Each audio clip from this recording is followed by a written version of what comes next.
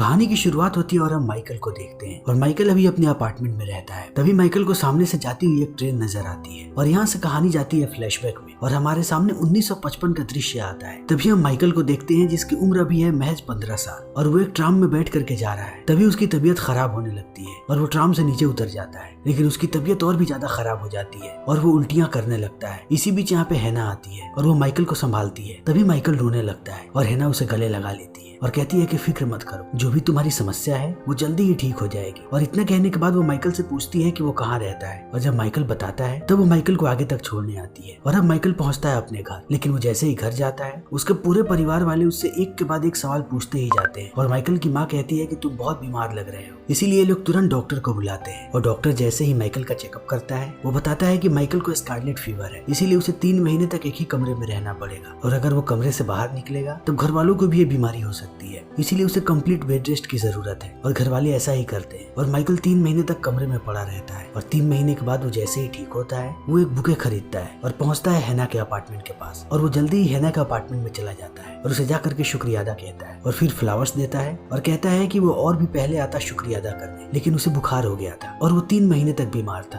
तब हैना कहती है कि कोई बात नहीं और माइकल कहता है कि अगर आपको कभी कोई भी जरूरत हो तब आप मुझे बताना। तब हैना कहती है कि मैं एक ट्रैम कंडक्टर हूँ और तुम चाहो तो मेरी मदद कर सकते हो, मेरे साथ ट्रैम में चलो। और माइकल वहीं पे खड़ा हो जाता है। तभी वो हैना को कपड़े बदलते हुए देखता है और इस चीज को देख करके वो शर्मा जाता है और यहाँ से भाग जाता है। लेकिन अगले कई दिनों तक वो अपार्टमेंट के इर्द गिर्द भटकता रहता है और एक दिन वो हैना को कोयला उठा करके ऊपर आते हुए देखता है। तब वो हैना के पास जाता है और कहता है कि क्या मैं आपकी हेल्प कर सकता हूँ। और हैना कहती है कि नीचे और भी 2 झोले पड़े हैं, उनमें से तुम चाहो तो कोयला निकाल सकते हो। और अब माइकल चला जाता है कोयला निकालने, लेकिन जैसे जैसे वो कोयला निकालता है उसके पूरे शरीर पे और चेहरे पे कोयला लग जाता है और वो उसी हालत में आता है हैना के पास। तब हैना उसे देख करके हंसने लगती है और कहती है कि तुम्हें नहाने की जरूरत है। और इतना कहने के बाद वो माइकल के कपड़े उतरवा देती है और माइकल नहाने लगता है। तब वो उसके लिए टॉवल लेकर के आती है और वो जैसे ही माइकल को टॉवल देती है हमें पता लगता है कि हैना ने भी अपने कपड़े उतार दिए हैं और वो माइकल के पीठ पे किस करने लगती है और माइकल से कहती है कि तुम यही चाहते थे ना, इसीलिए तुम बार बार मेरे अपार्टमेंट में आ रहे थे। लेकिन इस बात को सुनने के बाद अब माइकल कंफ्यूज होने लगता है। तब हैना कहती है कि मेरी तरफ देखो और इतना कहने के बाद ये दोनों इंटीमेट होने लगते हैं और अब माइकल दिन भर हैना के ख्यालों में खोया रहता है। इसीलिए जब वो घर आता है तब वो अपने पेरेंट्स से कहता है कि वो एक बार फिर से स्कूल जाना चाहता है। तब उसके घर वाले कहते हैं कि तुम्हें और रेस्ट की जरूरत है, लेकिन माइकल नहीं मानता और वो रोज स्कूल जाने लगता है और वो स्कूल के बाद हैना से मिलता है और वो लोग हर रोज इंटीमेट होते हैं। तब एक दिन माइकल हैना से कहता है कि आपका नाम क्या है। तब इस बात को सुनने के बाद हैना हंसने लगती है और कहती है कि इससे क्या फर्क पड़ेगा। तब माइकल कहता है कि हम लोग एक साथ रहते हैं और मुझे अभी तक आपका नाम नहीं पता। तब बताती है हैना कि उसका नाम हैना है और माइकल कहता है कि मेरा नाम माइकल है। और अब इनका रिश्ता ऐसे ही आगे बढ़ते जाता है। माइकल स्कूल जाता है और जब वो स्कूल से आता है तो हैना के पास चला जाता है और हैना उससे पूछती है कि आज स्कूल में क्या हुआ और वो बार बार हैना के लिए कहानियां पढ़ता है और जब वो पढ़ता है तब हैना बड़े ध्यान से उसकी कहानियों को सुनती है और ये दोनों ऐसे ही इंटीमेट होते रहते हैं और ऐसा लगता है कि ये दोनों एक दूसरे से बेइंतहा मोहब्बत करते हैं। तभी एक दिन माइकल हैना को कहता है कि मैं आपके साथ बाहर घूमने जाना चाहता हूँ, क्या आप साइकिल टूर पे बाहर चलोगे। और हैना कहती है कि हाँ। इसीलिए अगले दिन ये दोनों निकलते हैं साइकिल टूर पे और जब ये लोग किसी भी रेस्टोरेंट में जाते हैं तब सारे लोग इनको ही देखते हैं और इससे हैना ऑकवर्ड होने लगती है क्योंकि हैना और माइकल की उम्र में बहुत बड़ा फासला है। इसीलिए ये लोग एक जगह से दूसरी जगह जाते रहते हैं और अंत में हैना जाकर के एक नहर में नहाने लगती है और माइकल बाहर बैठा होता है। तब वो माइकल को भी अंदर आने के लिए कहती है, लेकिन माइकल कहता है कि नहीं, मैं अभी एक कविता लिख रहा हूँ और जब ये कविता खत्म हो जाएगी तब मैं आपको सुनाऊंगा क्योंकि ये कविता आपके बारे में है। तभी कहानी आती है वर्तमान समय में और हम माइकल को देखते हैं और समय है 1995 का और अब माइकल पहुंचता है कोर्ट क्योंकि माइकल एक वकील है। और कहानी फिर से चली जाती है फ्लैशबैक में और हम हैना को देखते हैं जिसका प्रमोशन हो गया है। लेकिन प्रमोशन के बाद हैना खुश नहीं बल्कि दुख है। इसीलिए जब माइकल उसके घर जाता है तब वो हैना को बहुत परेशान देखता है, इसीलिए वो कहानियां पढ़ने की कोशिश करता है। लेकिन उससे हैना का मूड और खराब हो जाता है और वो माइकल को थप्पड़ मारने लगती है। लेकिन उसके बाद फिर से माइकल को नहलाती है और ये दोनों इंटीमेट होते हैं और माइकल चला जाता है। लेकिन अगले दिन माइकल जैसे ही हैना के अपार्टमेंट में वापस आता है वो देखता है कि पूरा अपार्टमेंट खाली है। इसीलिए अब माइकल को बहुत दुख होता है और कहानी एक बार फिर से वर्तमान समय में चली जाती है और हम माइकल को अपनी बेटी के साथ देखते हैं और माइकल अपनी बेटी से बहुत दिनों के बाद मिल रहा है। तभी कहानी फिर से फ्लैशबैक में जाती है, लेकिन अब समय होता है 1966 और माइकल की उम्र है 23 साल और माइकल अभी लॉ स्कूल में है। तब माइकल को बताया जाता है कि आज उसे एक हियरिंग में लेकर के जाया जाएगा और इस हियरिंग में कुछ महिलाओं पे आरोप लगाया गया है कि उन लोगों ने 300 यहूदी महिलाओं को जलने दिया जब एक चर्च में आग लगी थी। तब और माइकल जब इस हियरिंग में जाता है तब वो यहाँ पे हैना को देखता है और हैना भी उन आरोपियों में से एक है क्योंकि वो भी वहाँ की गार्ड थी। और इस चीज को देखने के बाद माइकल चौंक जाता है। तभी यहाँ की कार्यवाही शुरू हो जाती है और हैना पे बड़े ही कड़े आरोप लगाए जाते हैं। और अभी इन सबके पास एक सबूत है क्योंकि जब 300 लोग जल करके मरे थे तब उसमें से 2 लोग बच गए थे, एक माँ और एक बेटी। और उन लोगों ने एक किताब लिखी जिसमें उन लोगों ने साफ साफ हैना का नाम मेंशन किया था। और अब हैना की बोलने की बारी आती है और हैना इन सारी चीजों को कबूल कर लेती है और कहती है कि मुझे पता था कि वो सारे लोग मरने वाले हैं और मुझे ये भी लगता था कि हर रोज 10 लोगों को मारा जा रहा है, लेकिन मरने से पहले वो मेरे लिए किताबें पढ़ते थे और किताबें पढ़ने के बाद उन्हें मार दिया जाता था। और अब आती है इस केस की फाइनल बात, जब बताया जाता है कि जब अंदर आग लगी तब सारे दरवाजे बंद थे और सारे दरवाजे पे गार्ड्स थे और अगर वो चाहते तो दरवाजा खोल देते, लेकिन किसी गार्ड ने दरवाजा नहीं खोला और 300 यहूदी जल करके मर गए और हैना भी उन गार्ड्स में से एक थी। तब हैना बताती है कि वो दरवाजे को खोलना चाहती थी लेकिन बाकी लोगों ने उसे दरवाजा नहीं खोलने दिया। तब कोर्ट में बताया जाता है कि तुमने उन सारे पेपर्स पे दस्तखत किया है जिनमें ये सारी बातें लिखी थी। तब हैना कहती है कि मैंने कोई दस्तखत नहीं किया। तब इस बात को सुनने के बाद जज कहता है कि हम तुम्हारे राइटिंग को मैच करवाएंगे, इसीलिए तुम हमें कुछ लिख करके दो और अपना दस्तखत करके दो और इससे सच्चाई का पता लगेगा। लेकिन हैना जैसे ही इस बात को सुनती है वो कहती है कि मैंने ही वो दस्तखत किया था। और अब यहाँ पे माइकल को पूरी बात समझ में आती है कि हैना एक अनपढ़ औरत है और उसे लिखना पढ़ना बिल्कुल भी नहीं आता। इसीलिए जब उसे प्रमोशन मिला तब वो वहाँ से भाग गई क्योंकि वो नहीं चाहती थी कि लोगों को इस बारे में पता लगे। और जो कुछ भी चर्च में हुआ हैना अपने आप को उसका जिम्मेवार मानती है, इसलिए वो कोर्ट में अपने बारे में कोई भी सफाई नहीं देती और उसे सजाए मौत दे दी जाती है, जबकि बाकी सारे गार्ड्स को कुछ ही सालों की सजा होती है। और इस चीज को देखने के बाद माइकल टूट जाता है और वो निश्चय करता है कि वो हैना से मिलने जेल में जाएगा। लेकिन वो जेल में तो जाता है लेकिन उसे हिम्मत नहीं हो पाती है कि वो हैना के पास जाए और वो वापस आ जाता है। और समय ऐसे ही बीतने लगता है और माइकल और भी बड़ा हो जाता है और उसकी शादी हो जाती है और उसकी एक बेटी भी होती है। लेकिन माइकल हमेशा ही हैना के यादों में खोया रहता है, इसीलिए जल्दी ही उसकी पत्नी से उसका तलाक हो जाता है। और तलाक के बाद माइकल अपनी बेटी को लेकर के पहुंचता है अपनी माँ के पास और उन्हें बताता है कि उसका तलाक हो गया, लेकिन उसे इस बात का कोई भी दुख नहीं है। तब माइकल की माँ कहती है कि मैं तुम्हारे लिए परेशान हूँ, आखिर तुम्हारे दिमाग में क्या चलते रहता है, मुझे तुम्हारे लिए चिंता होती है। तुम्हारे जब पिता मरे थे तब तुम उनके फ्यूनरल में भी यहाँ पे नहीं आए थे और आज तुम मुझे ये बताने आ रहे हो कि तुम्हारा तलाक हो गया। और अब इस बात को सुनने के बाद माइकल कहता है कि ये जगह मुझे बहुत सारी यादें याद दिलाता है, जिन यादों से मैं पूरी जिंदगी भागता रहा हूँ। मैं एक औरत से प्यार करता था जिसकी उम्र मेरे से 2 गुना थी और अब वो जेल में है। और इस बात को सुनने के बाद उसकी माँ चौंक जाती है। तब माइकल जाता है अपने पुराने कमरे में और वो अपनी सारी किताबों को देखने लगता है। तभी उसे याद आता है कि वो यही सारी कहानियां सुनाया करता था हैना को। और यहाँ पे माइकल को एक आइडिया आता है क्योंकि आखिरी बार जब वो हैना से मिला था तब उसने एक किताब को आधा ही पढ़ा था। फिर माइकल उस किताब को पढ़ने लगता है और उसको रिकॉर्ड करता है और उसके कैसेट्स भेजता है हैना के पास और एक टेप रिकॉर्डर भी। और हैना जब इन रिकॉर्डिंग्स को सुनती है तब बहुत खुश होती है और वो लाइब्रेरी में से जाकर के उसी किताब को लाती है जिस किताब को माइकल पढ़ रहा होता है और जिसकी रिकॉर्डिंग भेजी होती है। और अब हैना उन रिकॉर्डिंग को सुनती है और किताब के अक्षरों को देखती है और यहाँ से वो पढ़ना लिखना सीखने लगती है। और थोड़े दिनों के बाद उसे लिखना आ जाता है। तब वो माइकल को खत लिखती है और उसका शुक्रिया अदा करते हुए कहती है कि उसे और रिकॉर्डिंग्स चाहिए। और माइकल उसे बार बार रिकॉर्डिंग्स भेजता जाता है और बार बार हैना उसे खत भेजती है। लेकिन हैना को उम्मीद होती है कि माइकल उसे वापस खत लिखेगा, लेकिन माइकल उसे कभी भी खत नहीं लिखता, सिर्फ उसे रिकॉर्डिंग्स भेजता है। तभी एक दिन जेल से कॉल जाता है माइकल को और जेल की वार्डन माइकल से बात करती है और कहती है कि हम हैना को पैरोल पे छोड़ रहे हैं क्योंकि वो पिछले 20 साल से जेल में है और उसका इस दुनिया में कोई भी नहीं है और ना ही उससे कोई मिलने आता है। और अगर उसके कांटेक्ट में कोई है तो वो सिर्फ आप हैं क्योंकि आपका पोस्ट बार बार आता है। इसीलिए हम चाहते हैं कि आप आकर के उन्हें ले जाएं और उनके रहने की अरेंजमेंट करें। लेकिन अब इन बातों को सुनने के बाद माइकल परेशान हो जाता है और वो निश्चय नहीं कर पाता कि वो क्या कहे। इसीलिए वो सिर्फ शुक्रिया कह के फोन काट देता है और अगले कई दिनों तक इसी बारे में सोचते रहता है कि वो क्या करे, क्योंकि अब उसे हैना के पास जाना पड़ेगा। और थोड़े दिनों के बाद वो निश्चय करता है कि वो हैना के पास जाएगा और उसे जेल से बाहर भी लाएगा। इसीलिए अगले दिन वो पहुंचता है जेल में। तब उसे देखने के बाद वार्डन बहुत खुश होती है और कहती है कि हमें उम्मीद थी कि आप जरूर आएंगे। और इतना कहने के बाद अब वो माइकल को मिलवाती है हैना से और हैना माइकल को देखने के बाद बहुत खुश होती है। और माइकल कहता है कि मैंने तुम्हारे लिए पूरी अरेंजमेंट कर दी है, मैंने एक टेलर शॉप में तुम्हारे लिए काम भी देखा है, उसके साथ साथ मैंने एक अपार्टमेंट भी ढूंढ लिया है, छोटा है लेकिन अच्छा है। और उसके साथ साथ मैं तुम्हारे लिए कुछ कल्चरल प्रोग्राम्स भी ले आऊंगा और पास में ही एक लाइब्रेरी है जहाँ तुम रोज जा पाओगी क्योंकि तुम्हें पढ़ना बहुत पसंद है। और हैना इन सारी बातों को सुनने के बाद भावुक होने लगती है। तब वो माइकल से पूछती है कि क्या तुम्हारी शादी हो गई, और माइकल कहता है कि हाँ, लेकिन अब मेरा तलाक भी हो गया है, लेकिन मेरी एक बेटी है जिससे मैं ज्यादा मिल नहीं पाता अपने काम की वजह से। और इतना कहने के बाद माइकल हैना से पूछता है कि क्या तुम पुरानी दिनों को याद करती हो। और इस बात को सुनने के बाद हैना फिर से भावुक होने लगती है और माइकल हैना से उस हादसे के बारे में पूछता है और कहता है कि क्या तुम्हें उस बात के लिए अफसोस नहीं होता। तब हैना कहती है कि अब इस बात से कोई फर्क नहीं पड़ता क्योंकि मरे हुए कभी भी जिंदा नहीं होते। लेकिन जब भी माइकल हैना को कहानियां सुनाता था तब वो उससे पूछता था कि तुमने इस कहानी से क्या सीखा। इसीलिए माइकल एक बार फिर से हैना से पूछता है कि तुमने अपनी जिंदगी से क्या सीखा। तब हैना कहती है कि मैंने पढ़ना लिखना सीखा क्योंकि अंत में मैं जेल में आई और यहाँ पे मैंने पढ़ना और लिखना सीखा। और अब इन बातों को सुनने के बाद माइकल कहता है कि मैं अगले सप्ताह आऊंगा और तुम्हें यहाँ से लेकर के चलूंगा। और हेना कहती है कि ठीक है। इसीलिए माइकल बाहर जाकर के तैयारी करने लगा है कि अगले सप्ताह वो हेना को ले आएगा। तभी हम हेना को उसके कमरे में देखते हैं। वो अपनी बहुत सारी किताबों को टेबल पे रखती है और टेबल के ऊपर चढ़ने के बाद खुदकुशी कर लेती है। तभी माइकल आता है उसे ले जाने के लिए। तब उसे वार्डन बताती है कि हेना ने खुदकुशी कर ली और इस बात को सुनने के बाद माइकल टूट जाता है। तब वार्डन उसे लेकर के जाती है हेना के कमरे में और जब वो सारी चीजों को देख रहा होता है तब वार्डन बताती है कि हेना ने एक लेटर छोड़ा है। तब माइकल वार्डन को पढ़ने के लिए कहता है और हेना ने लेटर में लिखा है कि उसने अपनी पूरी जिंदगी में जितने भी पैसे कमाए हैं उन सबको उसने एक डब्बे में रखा है और वो चाहती है कि माइकल इन सारे पैसों को ले जाकर के उस लड़की को दे जो उस हादसे में बच गई थी। और हेना ने उसके साथ साथ ये भी लिखा है कि माइकल को मेरा हेलो कहना। और इन सारी चीजों को सुनने के बाद अब माइकल फूट फूट कर रोने लगता है और हेना का आखिरी काम पूरा करने के लिए निकल पड़ता है और उसके पैसे लेता है और पहुंचता है न्यूयॉर्क उस लड़की के पास जो इस हादसे में बची थी। उस लड़की का नाम है इलाना और यहाँ आने से पहले माइकल ने इलाना को खत लिखा था, इसीलिए इलाना माइकल से मिलती है और वो बताती है कि उसकी माँ का हाल ही में देहांत हो गया। और इतना कहने के बाद इलाना पूछती है कि जब 20 साल पहले ये केस चल रहा था तब तुम ट्रायल में आए थे क्या? और माइकल कहता है कि हाँ। तब इलाना पूछती है कि तुम्हारा रिश्ता क्या था हेना के साथ? तब माइकल थोड़ा सा कंफ्यूज हो जाता है और हेना समझ जाती है। तब माइकल उसे सच्चाई बताता है और कहता है कि जब मैं 15 साल का था तब मेरा उसके साथ रिश्ता था और वो रिश्ता कुछ महीनों तक चला। और इन बातों को कहते कहते माइकल रोने लगता है और इलाना इन सारी बातों को समझने लगती है। तब वो माइकल से पूछती है कि तुम यहाँ पे क्यों आए हो? तब माइकल कहता है कि हेना ने तुम्हारे लिए कुछ छोड़ा है, उसने अपनी जिंदगी भर की कमाई तुम्हारे लिए छोड़ी है। और इतना कहने के बाद वो एक डब्बा देता है इलाना को और जैसे ही इलाना इस डब्बे को देखती है उसे कैंप याद आ जाता है क्योंकि ये डब्बा इलाना का ही है जो कैंप में चोरी हो गया था। इसीलिए इलाना कहती है कि मैं इस डब्बे को रख लूंगी लेकिन मुझे ये पैसे नहीं चाहिए। और इतना कहने के बाद वो पैसे दे देती है। तब माइकल कहता है कि आखिर मैं इन पैसों का क्या करूं? तब इलाना कहती है कि इन्हें कहीं दान कर दो, किसी यहूदी एनजीओ में दे दो। और माइकल कहता है कि ठीक है। मगर जाते समय माइकल इलाना से पूछता है कि क्या ये पैसे मैं हेना के नाम पे दे सकता हूँ? और इलाना कहती है कि बिल्कुल। और माइकल यहाँ से निकल जाता है और थोड़े समय के बाद वो मिलता है अपनी बेटी से और अपनी बेटी को लेकर के जाता है अपने शहर और उसके साथ साथ अपनी बेटी से माफी भी मांगता है कि वो इतने दिनों तक अच्छा पिता नहीं रह पाया। और फिर वो अपनी बेटी को उसी जगह पे लेकर के जाता है जहाँ पे वो हेना के साथ साइकिल टूर पे आया था। और यहाँ से घुमाने के बाद वो अपनी बेटी को ले जाता है हेना के कब्र पे और अपनी और हेना की कहानियां सुनाने लगता है और ये फिल्म यहीं पे खत्म हो जाती है। तो दोस्तों इसी के साथ हमारी आज की वीडियो यहीं पे खत्म होती है। उम्मीद है